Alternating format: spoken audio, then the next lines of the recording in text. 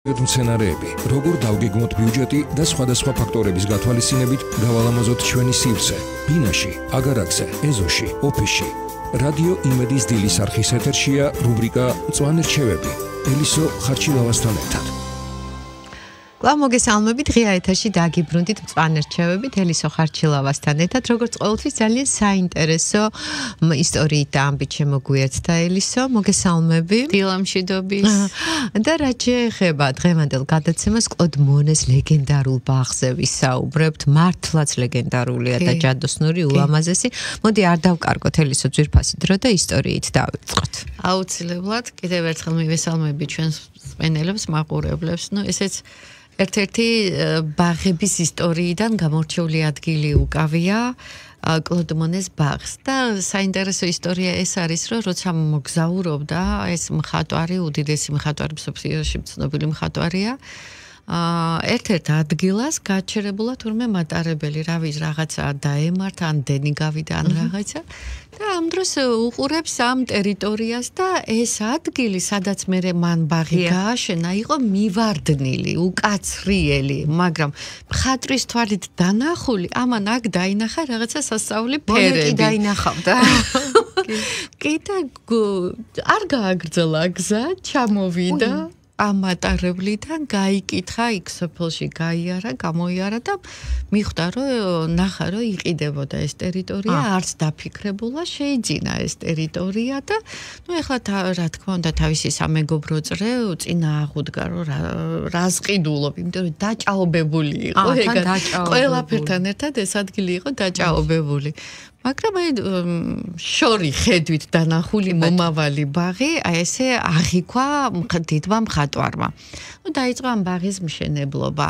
ჯერ ბაღი ტერიტორია მოასუფთავა, დაგეგმა და თან კიდევ მიუმატა მეორე ნაწილი, სადაც იყო ტბა და ეს ტბაც გასაკვირი იყო, იმიტომ რომ მაშინ ესეთ ტბის ბაღში მოქცევა იყო ძალიან შორეული პერსპექტივა. ვერავინ წარმოიდგენდა. ჭაობს, ანუ ამოაშრო. ამოაშრო, ძალიან დიდი შრომა არის ჩადებული, კი ბატონო.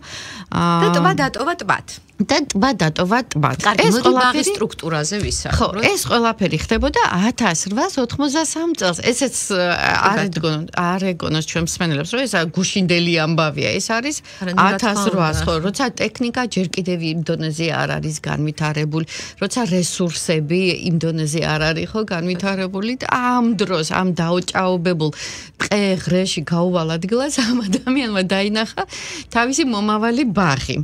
სტრუქტურა რა არის ახლა ბაღის სტრუქტურა? ბაღი იყოფა ორ ნაწილად. პირველი ნაწილი ეს არის, სადაც უკვე თავისი სახლი ააშენა და ფრანგულ სტილზე გააკეთა. სუფთა ფრანგული სტილი. რა თქმა უნდა, ფრანგული სახლი ააშენა, სახლი სახელოსნო.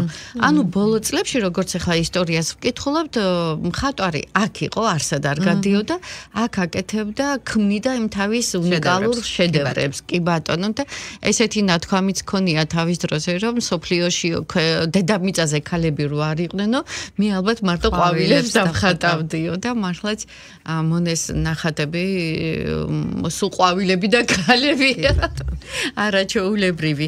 და მეორე ნაწილი არის ზუსტად ეს ტბის ნაწილი. ანუ აი მონემ შემოიტანა ტბაში უკვე 1000-ნაირი ლილიები. და ლილიები და დიახ, ბევრი ნახატი აქვს. გრამაზია. კი, თვითონ აი ლილიების ფერმა აღაფრთოვანა, ეს მრავალფეროვანი და მართლაც ახლა მოთეთრო, მოცისფრო რაღაც ხო ესეთ გარდამავალი. საოცარი ფერები აქვს და ეს დიდი მხატვრის დანერგილი არის ეს ამბავი. ცალკე ციკლი არის ბოლო წლებში, თურმე მარტო ლილიებს ხატავდა და მარტო აი ტბას ხატავდა, თურმე ესე აღფრთოვანებაში იყო და ყველაზე მთავარი კიდევ აქ რა იყო? მონესთვის ხელოვნება და ბაღი გახდა ერთი სივრცე, ერთი სამყარო. ანუ ბაღი ცალკე და მხატვრობა ცალკე არა. მონესთვის ეს მხატვრობა და ბაღი იყო ერთნაირი. ანუ ბაღი მაგარ როგორ შექმნათ, იცით? ეხლა ჩვენ დიზაინერ ჩვენ როგორ შევადრით თავს რა სისულელია დიზაინერები მაინც სხვა კუთხით უყურებთ და მხატვრის მიერ დახატული ბაღი კიდევ სხვა ინსპირაცია ხო აი ბაღს ზუსტად ხატავდა როგორც თავის სტილოს ხატავდა ასე ხატავდა ბაღსაც ბაღი იყო როგორც შემოქმედის ინსპირაცია და როგორც შემოქმედი კიდე ბაღშიდებდა თავის ზუსტად ტალანტს და კი დაკავშირებული იყო ერთმანეთთან კი ბატონო ვინც მოდიოდა ამ ბაღში ყველა იყო აღფრთოვანებული იმიტომ რომ უწყვეტი ყვავილობა ჰქონდა ანუ გარდა იმისა რომ სცენარები ვიცით რომ ყველას თავისი ყვავილობა აქვს თავისი ციკლი აქვს და მონეს ზუსტად ეგ ჰქონდა ჩადებული უწყვეტად და ფერები ჰქონდა როგორ იცით თურმე გარდამავალი ფერები აი თითქოს ყვავილების ზღვა იყო გაკეთებული გრადაციაში და ვინც მოდიოდა ამ ბაღში ხო თავისი დროის მხატვრები და მერე ხო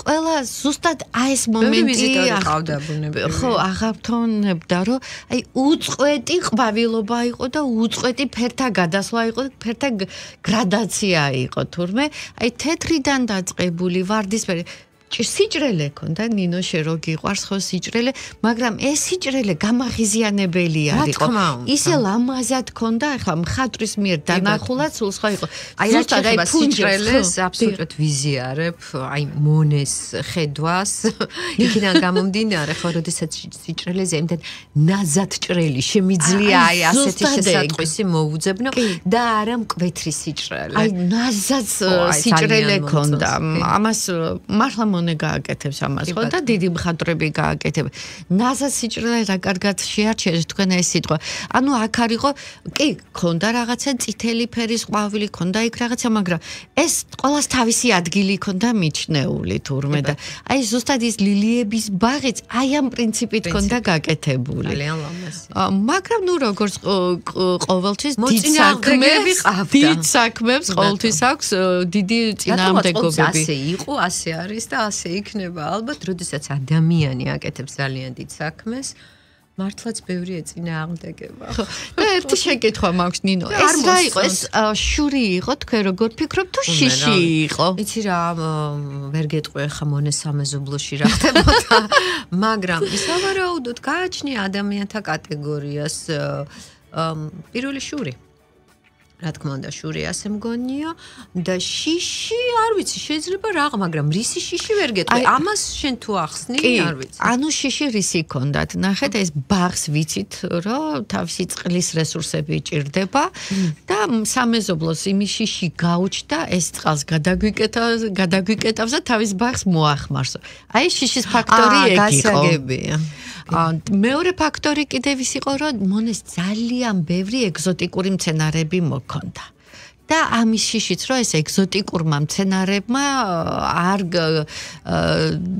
არ დახიოს ჩვენი მცენარები უკან ჩვენი ფლორა აი ეს შიშიც ქონდათ და ეხლა კიდევ მაინტერესებს ერთი წუთი ჯერმე დავსვამ კითხვას რამდენად გამართლებული იყო მათი შიში არ იყო გამართლებული რა თქმა უნდა იმიტომ რომ მონე ეს შიში მაინჩურზე ხომ არ იყო დაფუძნებული აი ეგ არის საინტერესო იმიტომ რომ როცა უყურებდნენ მონე მე თვითონ თავისი ხელით რო ფუსფუსებდა ამ ბაღში და კი წყლის სისტემაც მაგან მოაწესრიგა მაგრამ არა იმ მეზობლების ხარჯზე იმ მეზობლებსაც არ დაკლებიათ მონეს ყვავილების მორწყვით მეზობლებს არავის არაფერი წყალი არ დაკლებიათ ეს ტექნიკურად გამართული ბაღი იყო აი ამას მინდა ხაზი რო გაუსვათ არ იყო მარტო მიმზიდველი მომხიბვლელი და ლამაზი ეს ბაღი იყო ტექნიკურად გამართული და ეს ტბაც რო გააკეთა რო შეისყიდა ესე ზუსტად აი ეს ტბის წყალი გამოიყენა ამ მოსარწყავად და ასე მგონია რომ თუ არ იქნება ტექნიკურად გამართული ვერ იქნება ლამაზი რა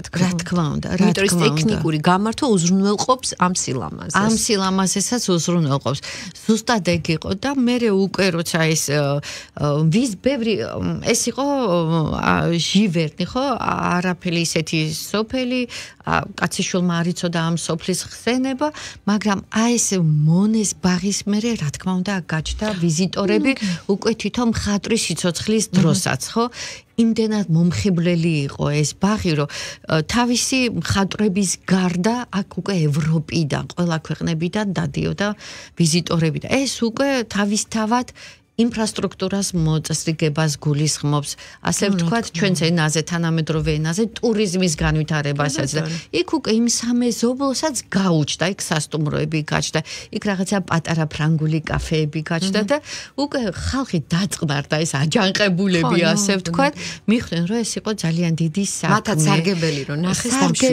ნახეს და ეს იყო წინაპირობა, უკვე მე ყველამ გადაიტანა ეს პატარა სილამაზები, ყველამ თავის ეზოში გადმოიტანა და ერთ-ერთი უნიკალური საკურორტო ზონა ტურისტებისთვის მიმზიდველი ადგილია დღევანდელ დღეს თურმე საფრანგეთის ეს პატარა სოფელი.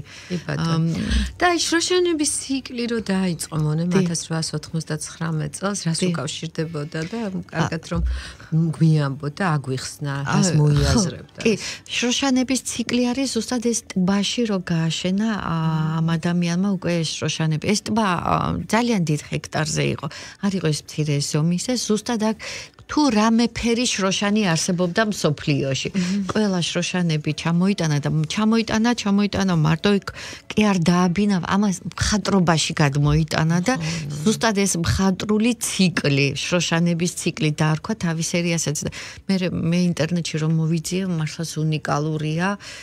დაისი, აისი, შუადღე მის ბაღში, მის ტბაზე შროშანები და მე იყო ეს შედევრი. მხატვრობაში კი მე გადმოიტანა ეს გადმოტანილი და აი ყველანაირ ზამთარი ზაფხული წვიმაში თუ რამე ამინდი არსებობდა მზის ჩასვლა მთვარის ამოსვლა ყველა ციკლი მონე ჩემი ერთ-ერთი უსაყვარლესი მხატვარი აი ზუსტად აი რაღაც შესატყვისი რომ მოუძებნე ეს ნაზი სიჭრელე იმდენად მხიბლავს რომ სხვა სამყაროში გადაყავხარ და უფრო რაღაც რომ ადამიანურ სამყაროში ნამუშევრებს თან ზღაპარში ვარ თითქოს ესეთი შეგრძნება მაქვს კი ბატონო და შემდეგ უკვე დაიწყო მონეს თანდათანობით მხედველობის დაკარგვა ეს პერიოდი ხო კი ბატონო კი აქვე მინდა ვთქვა და აქ იყო ყურადღება გადატანილი ამ პერიოდში შროშანების სერიაზე კი ზუსტად ეს მხედველობის დაკარგვაც მე თურმე შუშის სტუდია ქონდა კი ზუსტად ეს შუშის სტუდია ქონდა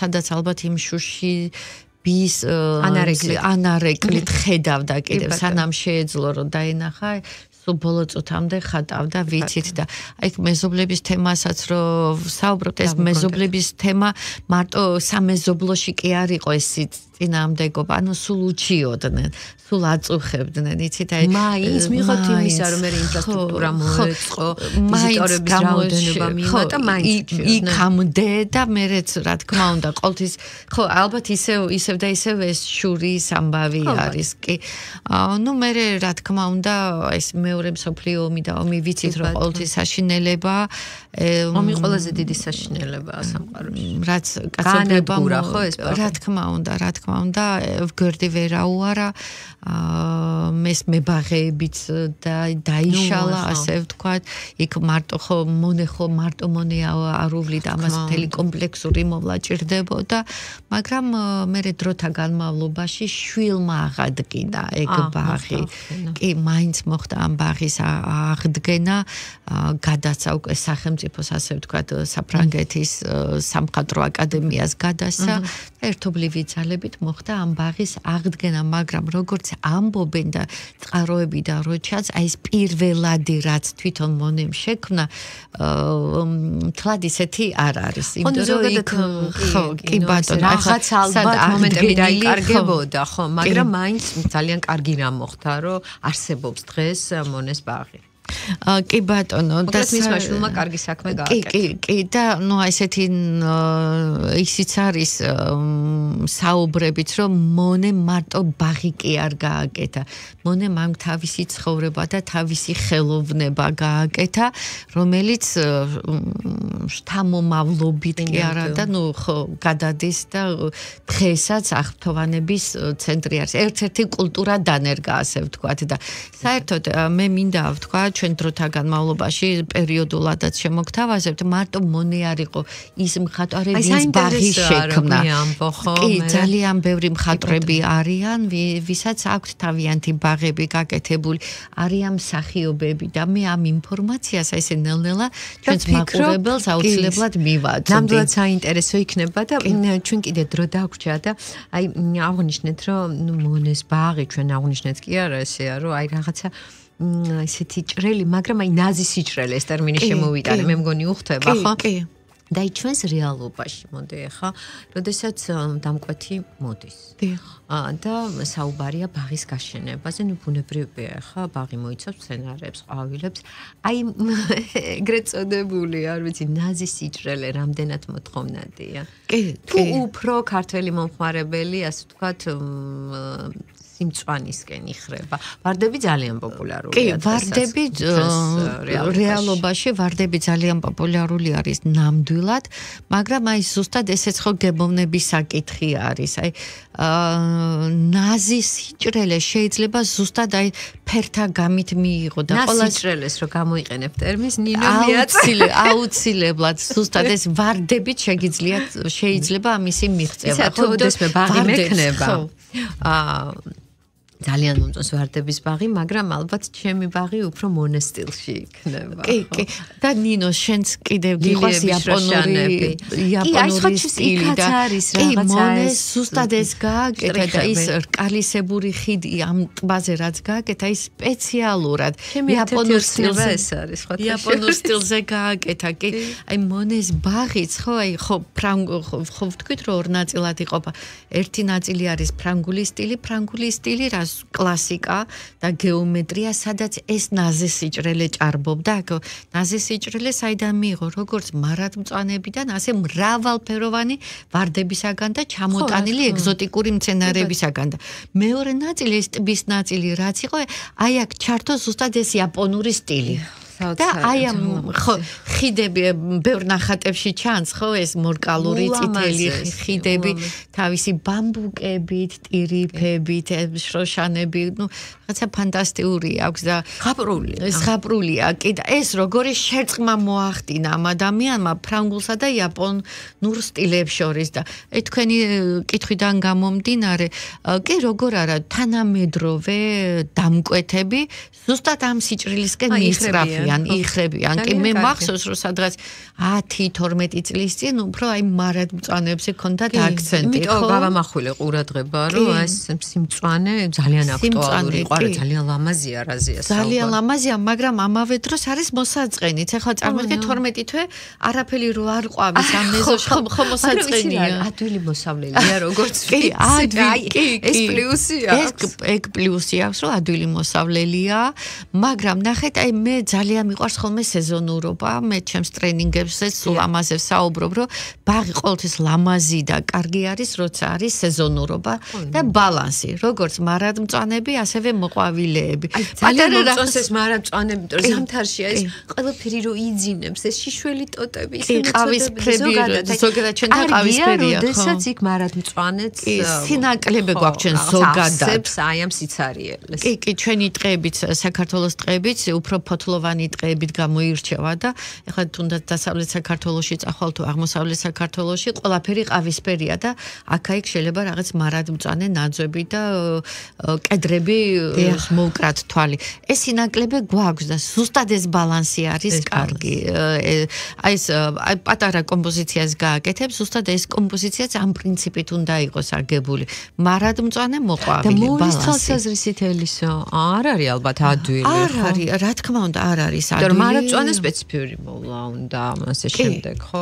რა თქმა უნდა. მოყვავილე სპეციფიური მოვლა და კი, აი ზუსტად ამიტომაც გვჭირდება ჩვენ სპეციალისტის დახმარებაც, ვინც ამ შერწყმას გააკეთებს ერთნაირი მოთხოვნადი მცენარეებისაგან. არ შეიძლება თუ ერთს მზე უყვარს, შენი მზის მოყვარულს ჭრდილის ამტანი მცენარე დაუსვა, ხო? და ნუ რაღაცა მე წყლის მოთხოვნილებაც ყველა მცენარეს თავისი მოთხოვნილება აქვს. მე თვითონ მცენარესაც თავისი ტემპერამენტი გააჩნია. ტემპერამენტში რა იგულისხმება? ზრდადობა, მცენარის სიჩქარე, ასე ვთქვათ. ზოგი არის მცენარე სწრაფმზარდია, ზოგი არის ნელმზარდი არის. ზოგი ეხლა გაზაფხულზე უფრო ყოველთვის ეჩქარება, ხო? გუშინ. ამეც ასე ვიქნებოდი. აი ოცნებას რო ავისრულებ და ჩემი ბაღი რომ იქნება გუშინ. გუშინ უნდა იყოს უკვე. ხო, გუშინ, იმიტომ რომ დღეს მე აღარ ვიცი, გუშინ. გუშინ, კი, სუსტად ეგრი არის და როცა იტყვენ, აი სწრაფად რომელი მცენარე იზრდება? მესმის სიმინდი. არა, სიმინდის ბაღი. ყველას ბაღი ყოველთვის აი ჩათვალეთ, რომ არის როგორც პატარა ბავშვი. ბავშვს როგორც თავისი პერიოდი უნდა სანამ უნდა შრომა უნდა და ძალიან მართებულად აღნიშნეთ და ხშირად გვისაუბრე ამაზე სპეციალისტის ჩართულობა. წინააღმდეგ შემთხვევაში ძალიან ხშირად ეს არის ფუჭად გადაყრილი ენერგია, შრომა და თანხა, იქიდან გამომდინარე, რომ შესაბამებს უშვებთ.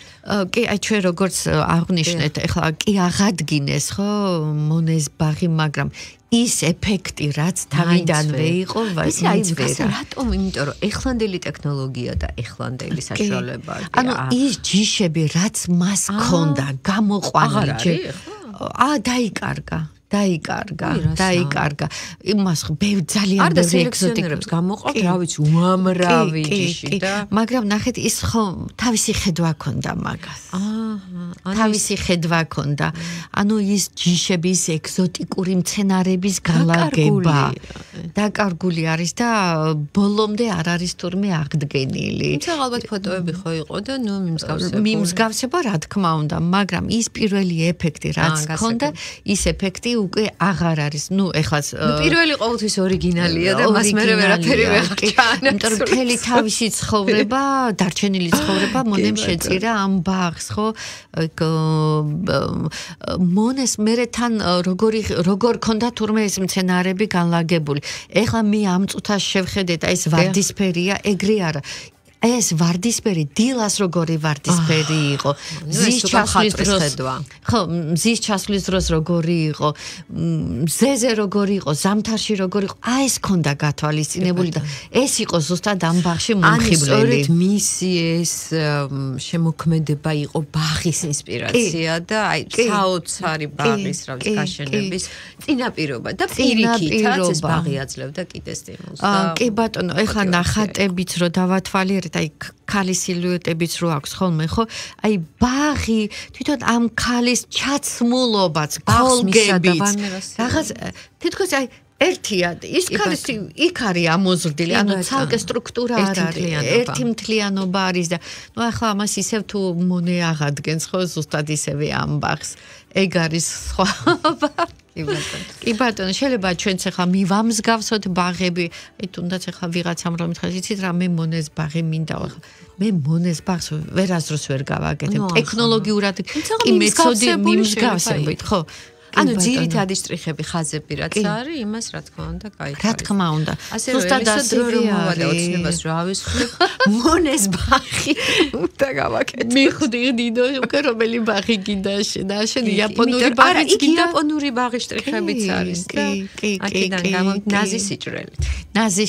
სიჭრელით და მე მყავდა სხვათაშორის ერთი სტუდენტი რომელიც ზუსტად ამ ლილიებზე იყო გადართული და თან ისეთ ადგილას გააკეთა ეს გააკეთა ისეთ ადგილას რომ აი ვერც კი წარმოიდგენ თუ იქ თუ რამე გაიხარებდა სპეციალური ტექნოლოგიებით ახლა ამას არა მგონია დრო რო გქონდეს არა უკვე ვეღარ მოვასწრებ თუმცა ესე იგი მოახერხა შესაძლებელია ყველგან შესაძლებელია და თან სერიოზული კოლექციონერიც გახდა ეს გოგონა ყვითელი ფერის ლილიები მაქვს რაღაცა ვარდისფერი არის შესაძლებელი იმას თავისი ანუ ზამთარს როგორ გადაიტანს ეს ლილია ხო ლილია რა არის ზამთარში არ უნდა დაიფაროს ხო ეს ყველაფერი ძალიან მაინტერესებს აუცილებლად ვესტუმრები მე ამ ბაღს და მე მოგიყვებით კი ანუ არის შესაძლებელი თბილისის ტერიტორიაზეა თუ თბილისის გარშემო ძალიან საინტერესო. კარგი ელისო, დიდი მადლობა. ვინც რაღაც სხვა სამყაროში გადაგვიყვანე და ვინც აი ახლა შემოგვიერთა, ვეტყვით რომ მონეს ლეგენდარულ ბაღზე ისაუბრა ელისომ გადახვევის რეჟიმში შეგიძლიათ YouTube არხზე ნახოთ ეს გადაცემა და როგორც უკვე დაანონსე შემდეგ ეთერებშიც ისაუბრებ ცნობილი მხატვრების მსახიობების მიერ შექმნილ ბაღებზე მართლა ძალიან საინტერესოა მადლობა დილის გალამაზებისთვის თქვენ მადლობა დროებით გემშვიდობებით ეს იყო მწვანე რჩევები რადიო იმედის დილის არხი აგრძელებს მაუწყებლობას მალე დაგიბრუნდებით